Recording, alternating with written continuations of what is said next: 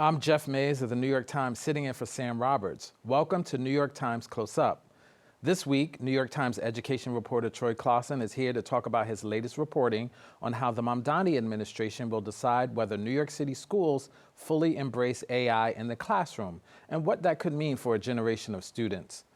But first, New York Times reporter Ashley Southall joins us to help make sense of Mayor Zohran Mamdani's dinner with Mahmoud Khalil, a Palestinian activist and former Columbia student who became a national face of the campus Gaza protests, and what that moment says about power, protest, and belonging in New York City.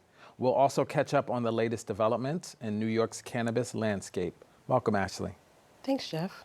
So you wrote this great story about how Mahmoud Khalil broke the Ramadan fast with Mayor Zohran Mamdani.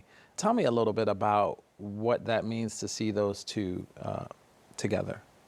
Well, Mahmoud Khalil is one of more than 600,000 green card holders in New York City, which means that he's a lawful permanent resident of the United States.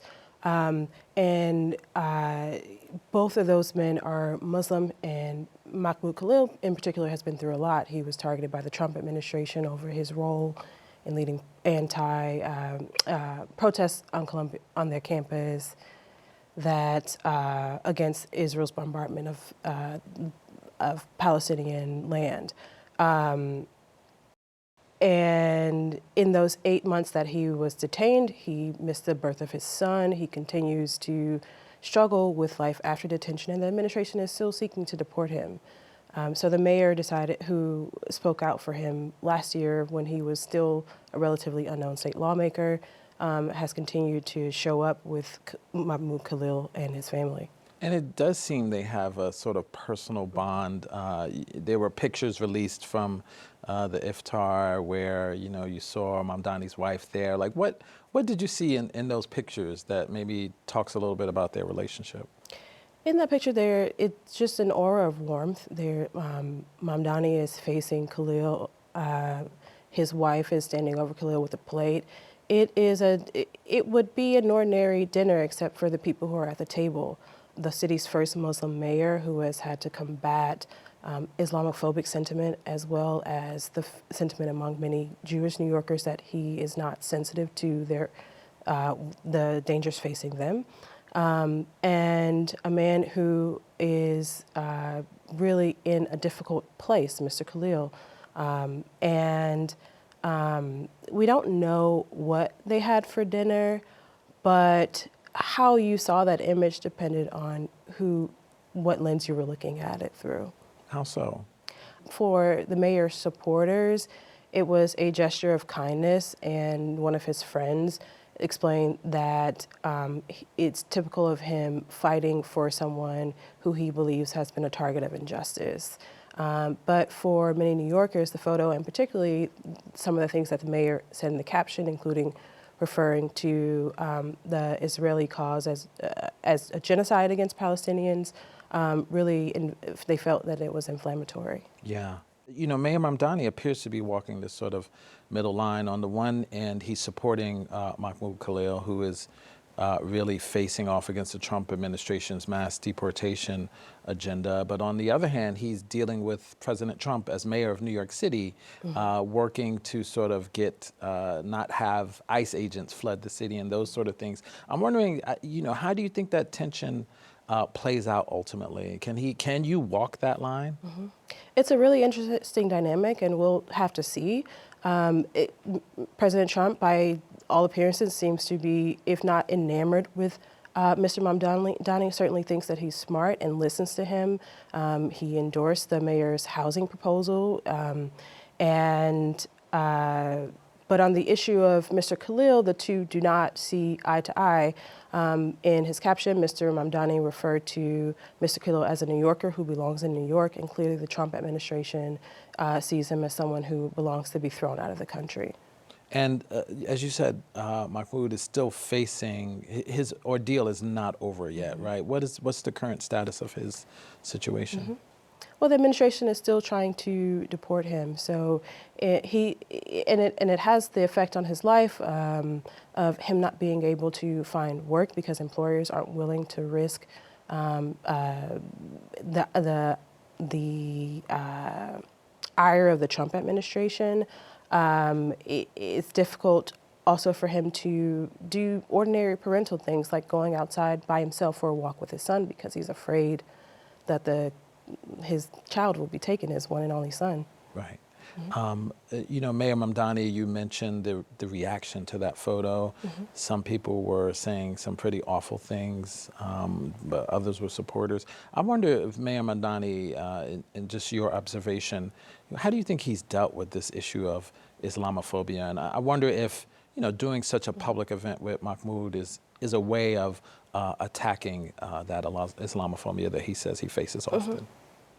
In fact, the day that we wrote that story, the mayor did a press conference where he talked about not being afraid of being who he is and not being ashamed of that. I mean, I think he's been pretty forward with his Muslim identity and unashamed of that. And so I think his response to the issues that he's facing, the accusations of Islamophobia, whether it be for his support of Palestinians or through his support of Mr. Khalil, who is also Palestinian, that his response is to continue to be himself in a very public way. Right.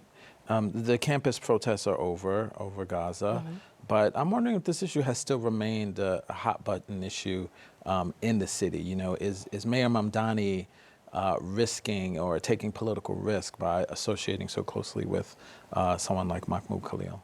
I think people have decided already where they stand on Mr. Mamdani. He has a lot of conservative critics, but he also has some liberal supporters who are also Jewish or who are also supportive of Jews. And so I think the chips are going to fall where they fall, and he knows who his base is. And this, by some accounts, was an opportunity for him to remind people where he stands. Let's talk a little bit about your coverage of the cannabis industry. You are the Times' cannabis reporter. You had an interesting story recently about a woman who was the first black woman, I believe, to own a dispensary, but things had been going difficult for her. Tell us a little bit about that story. So Leeann Mata became the first black woman to open a dispensary in Brooklyn. She has a shop in Park Slope called Matawana. And she opened that with the help of Housing Works, a nonprofit known for its charitable work, helping people with HIV and AIDS and who are homeless. Housing Works had opened the city's first licensed dispensary. It had been a massive success. And they attempted to package what they learned from that experience and give it to people who effectively had been abandoned by the state because the state had promised that it would build dispensaries and provide startup loans for them, and that never happened at scale. So many of these people were left to find their own way in a market that was new to everybody in New York. And so but that partnership seems to have soured over how Ms. Mata felt about Housing Works' handling of certain operations in her store that they were contracted to do. And now they're in court and there's a complaint with regulators. I mean, the issue of cannabis legalization in New York was sold partly as an issue of restorative justice. And you mentioned Ms. Mata, I think her siblings had some involvement in the criminal justice system over this. I'm wondering, how is that actually going? Have we seen the legalization of cannabis making a difference in those folks who were adversely affected by the criminal justice system? What's the overall status? Are there other Ms. Matas out there who are dealing with this similar situation? From what I understand, speaking to lawyers and operators or license holders who have had the experience of getting a license, it has been very difficult, not just for people who have been impacted by convictions like Ms. Mata, but also for people who have not. It's a very difficult industry because it is, although the state has legalized cannabis sales and use, the federal government still maintains that it's illegal and dangerous, and that they don't have the same access to banking and small business services that many people do. And as a result, many have accepted contracts that are, or to get their businesses off the ground that may or may not be fair or that are not advantageous to them. Ms. Mata was one of about 400 to 500 license holders who received their permits because either they themselves were convicted of a marijuana-related offense, or they had a close relative like a sibling or a parent or a partner who was affected. And we've seen about 200 to 300 of them actually get open across the state. Is the state looking at this issue? Has Governor Hochul issued any directives to sort of address some of these discrepancies that you're talking about? So last year, the Office of Cannabis Management, which oversees the cannabis regulatory program, opened a unit called the Trade Practices Bureau. And part of their responsibility was to look at the contracts that were being signed by these license holders with vendors, with management firms, to make sure that they were fair and that the licensee maintained control.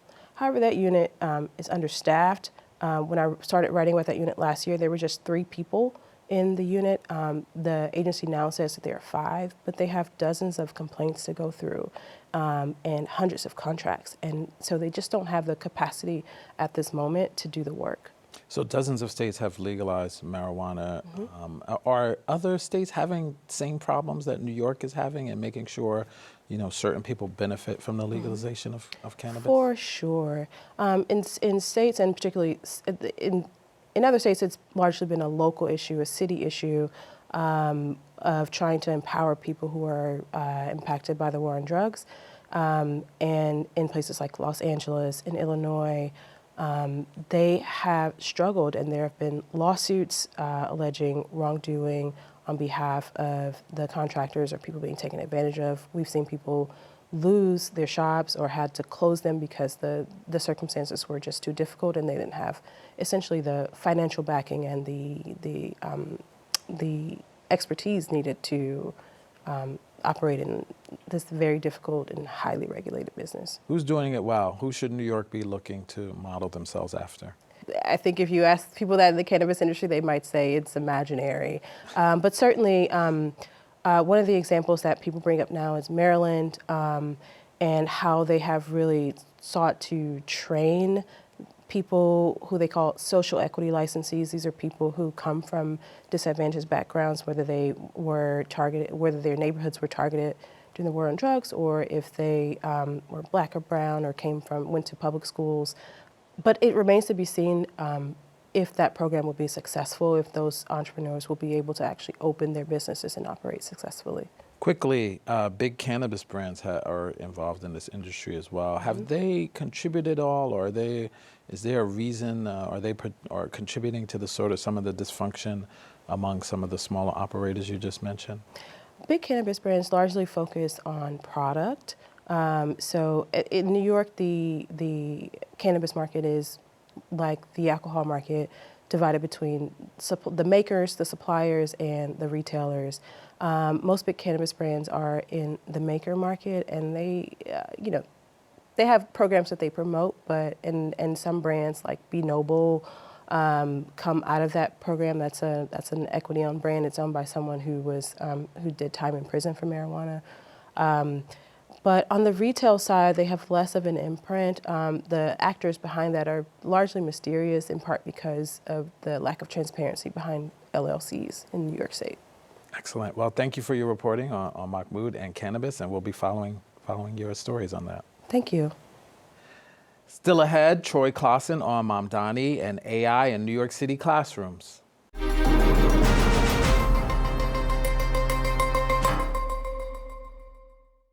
Our next guest is New York Times education reporter Troy Closson. He's been reporting on how school districts around the country are rolling out AI in the classroom, while New York City, under Mayor Zohran Mamdani, is still debating what this technology should look like for the city's more than 1 million public school students. Thanks for joining us, Troy. Definitely happy to be here. So I wonder, what is the debate around AI? Are schools trying to figure out where it fits in the curriculum? Should AI even be in schools? Yeah, I think it really starts with just over the past couple of years, we've seen so much conversation around AI, really since like ChatGPT popped off in 2022. Colleges and universities have been adopting AI. School districts have been thinking about it, and I think it really revolves around the idea that just students are using it right now. And It's tough because there's so much unknown in this area, but it does feel for a lot of education leaders, for schools, that there's also real potential. I think for New York, I've heard from many parents who are just deeply concerned about what we don't know yet, the risks around mental health, what is the impact of AI on a kid's critical thinking skills? Are they going to be able to write if they're just using a chatbot to write? And I think at the same time, people worry, some in the education department here, that if you don't prepare kids for AI now, what's going to happen in a decade when they're trying to get a job? And are there potential uses for AI in the classroom, or is this just about, as you said, preparing children for what the future will look like? I think that's also just a big question mark right now. You know, I've heard people ask me, like, do you think teachers are going to be replaced? And I don't think that's really realistic. I think in a decade, we will still have classrooms taught by a teacher, but are kids going to be working with a chatbot for 30 minutes in a class? Are their teachers going to be using an AI-powered assistant to go through their writing assignments? And also, even beyond that, like, how are teachers going to assign homework to kids when a kid might be able to take a picture of a math problem and immediately get the answer in 2 seconds, or write their essay in ChatGPT? And so I think there's just a lot of questions right now around what should be the use of AI in classrooms, what are the guardrails we're going to set in place, and what are the risks if we do too much right now? I mean, I'm a parent. You know, screen time is a big issue for us. Yeah. And, you know, we go back and forth with our son who wants as much screen time as possible. So I'm wondering if AI will have an issue in that debate, because a lot of parents are dialing back screen time for their children because of reports that it can be damaging in many ways. Totally. I mean, I think that is one of the reasons why so many parents want to slow down, because they're tired of seeing cell phones in schools, screens both in school and at home. I mean, there's just so much technology use now that kids are having day to day. I did talk to one expert who is supporting a cautious adoption of AI, who did say the conversation around AI shouldn't just be reduced to screens alone. It's really about making sure that students, if you're a 6th grader today and in a decade you're graduating college, are you going to be prepared to work with AI tools in your workplace, or just handle the needs that whatever your job will need you to do? And what is New York doing? What is New York City specifically doing? Are they having this debate? They appear to be moving pretty slowly on this issue. Yeah, I think partially because over the past few years, we've had 3 different chancellors here. David Banks, when he was leading the school system, was really bullish on the prospect of AI in schools. He was talking about it leading to an education revolution. But when he abruptly stepped down, his successor, Melissa Ramos, came in for about a year and a half. She talked about AI in broad terms, but never really got to the nitty-gritty of it. And so now it's really been Kamar Samuels' job, whether it's because the city has been intentionally or just by nature of all the change here been slower to figure out what's happening. And where does he stand on the use of AI by students or in classrooms? He really hasn't said much about what he wants to do. I talked to him briefly right after he took office, and he said that, yes, AI is going to be part of my agenda. I do think we need to have smart guardrails, but many people have said that, and what they've done has looked completely different.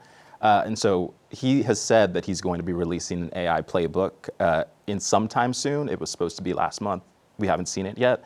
But when he does, I think that'll offer a much clearer picture of where does New York stand on this issue. And has Mayor Mamdani weighed in at all? And any thoughts about AI in schools? He hasn't said much, if at all.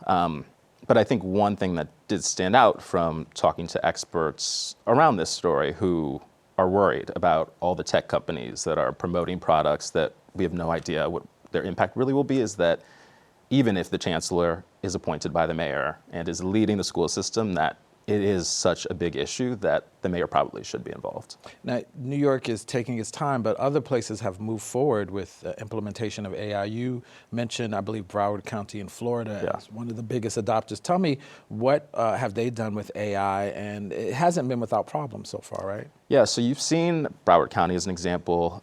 Miami deployed Google Gemini out to high schools and is continuing to expand that. And these are districts that are saying we want to be on the front lines of whatever's happening in education. We want to be the leaders and we want to be the pioneers.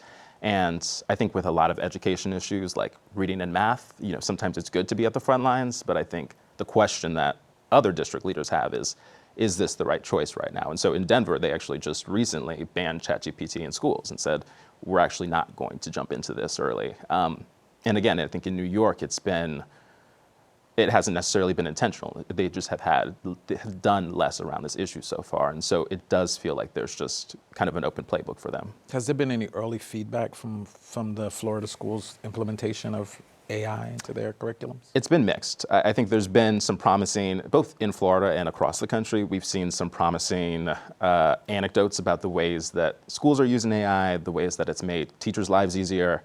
But I think because what it looks like is so different classroom to classroom, even what teachers believe themselves and how students are working with AI, that it's hard to assess so far, like, what are we actually seeing in schools that have adopted it? And New York is a huge market, right? Yeah. This would be a huge deal for one of the AI companies to have some sort of agreement with the city on the use. Are there concerns around that, about that potential financial boon for companies? Totally. I mean, in the past decade, we've seen time and time again tech companies make huge promises that they're going to revolutionize education and help all students learn for the first time, and that hasn't happened. And so I think as tech companies now, Google, Microsoft, OpenAI are marketing themselves to big districts, particularly New York, where the scale is just incomparable. There's a real concern that money is going to be dumped into something that in 5-10 years we're realizing just was not worth it. In Los Angeles, another large district, they created something called their Ed chatbot.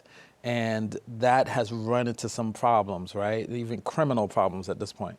The superintendent has been, his house was raided, and agents have been investigating his involvement in that contract there over AI. And I think the entire situation in LA right now, I think, has in some ways felt like a cautionary tale for New York, in that we're seeing the risks of jumping into these deals too early. I mean, the company that LA worked with was just a small startup. They weren't super experienced in generative AI, but the superintendent there felt like it was really promising. And again, he talked about it as something that's just going to transform the way that students learn. And yet now we're seeing the potential fallout of that. And the authorities are investigating some sort of fraud in the contract? What specifically are they looking at? It's still unclear actually what in particular they're looking at. They, though, have been investigating the contract between the district and the company that created this chatbot, Ed.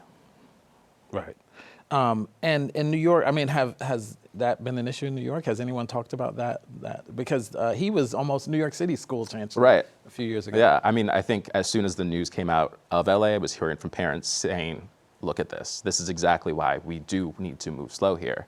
And there have been parents who were already calling for the city to announce just a 2-year moratorium. We're not going to do anything so we can research and analyze what are the potential benefits, but also downsides. And I think seeing the news out of LA, it made a lot of people just feel that that was even more urgent. I'm not sure if it's part of the reason why New York has not released its playbook so far, but some parents felt like it was.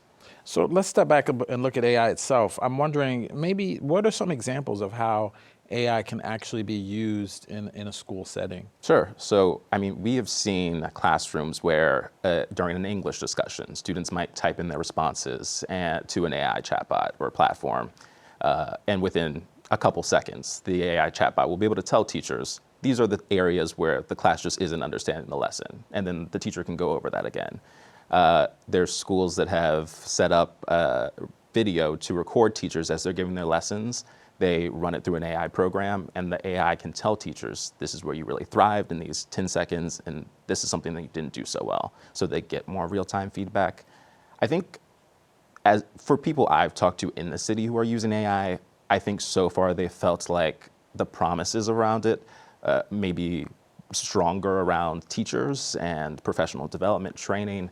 I think there is just a huge question mark, though, when it comes to how are we using it with students, particularly like young kids. Right. Is there any debate around doing things like reducing class size, adding more teachers to the classroom, as opposed to AI being used to address some of these issues? Yeah, I mean, I think that's a great question. I mean, there is just, New York City only has so much money. It does have a huge budget, $40 billion, but still, they are regularly looking for more money. And so I think that is part of the consideration here for the mayor, for the school chancellor, is that adopting AI doesn't just mean you're adopting AI, it means you're trading off something else. And so Could you have smaller classes for students? Could you add more social workers into school or more therapists that might be more effective in helping students? I think those are the questions that the city really has to wrestle with right now. New York City has many equity gaps in the school system. I'm wondering, is there a concern that if we don't delve into AI, that we will be creating further disadvantages for the 1 million students in our district? I think that is a concern, and I think you could also look at it in the opposite way, in that families who are higher income and more well off and have more means to complain about AI in their schools probably will. I think I've seen even in upper middle class areas of the city a lot of reservation around AI. And then I think in lower income neighborhoods, sometimes folks are really excited about the potential of it. And so I think on one hand, you worry that disadvantaged students won't be prepared for an AI economy, and at the same time that poorer students are going to be the ones who are having AI all over their classrooms while wealthier families don't. Right. Are you seeing those sort of silos form, pro and against, or have we reached that level yet where parents are lobbying? Not yet. I've seen more so just broad unhappiness with how the city and how the world in general right now is thinking about AI in education. I haven't really found parents who are excited about it en masse, but I do think when it comes to the parents who are voicing their concerns, they tend to be in upper middle class areas of the city where parents are just more vocal sometimes. Mayor Mamdani, as you said, has yet to weigh in. I'm wondering, are there political risks for him in pushing one way or the other in the use of AI? One thing that I think stood out in the reporting of this story is that the Democratic Party more broadly still hasn't necessarily figured out where it stands on AI. It's an open question around what is the use of AI, not just in education, but in the world right now. Like, should we lean into this? Should we be cautious about it? I think a lot of polling shows that Americans are overall really skeptical. And so I think that is an issue that, as I was talking to people, just feel like New York could say more on, even beyond education, and become a leader on. Right. Let me ask you to be a predictor a little here. 5 years from now, where do you see the city, the country being in the use of AI in educational settings? Yeah, and I'm maybe going to offer two futures. I think there's one where New York and really every big district has some big partnership with a major AI company and is really diving into this, despite the concern that exists. And I also think that there is real potential that other situations like the Los Angeles superintendent debacle come up and really cause districts to roll back and slow down and ask themselves, even as AI is spreading through the world, do we want to do this in education? Troy, we know you'll be following this issue. Thank you so much for your coverage, and thanks for coming in today. Thank you. That's it for this edition of Close Up. If you'd like to support more programs like this, please consider donating at the link on your screen. For the New York Times and CUNY TV, I'm Jeff Mays, sitting in for Sam Roberts. Thanks for watching.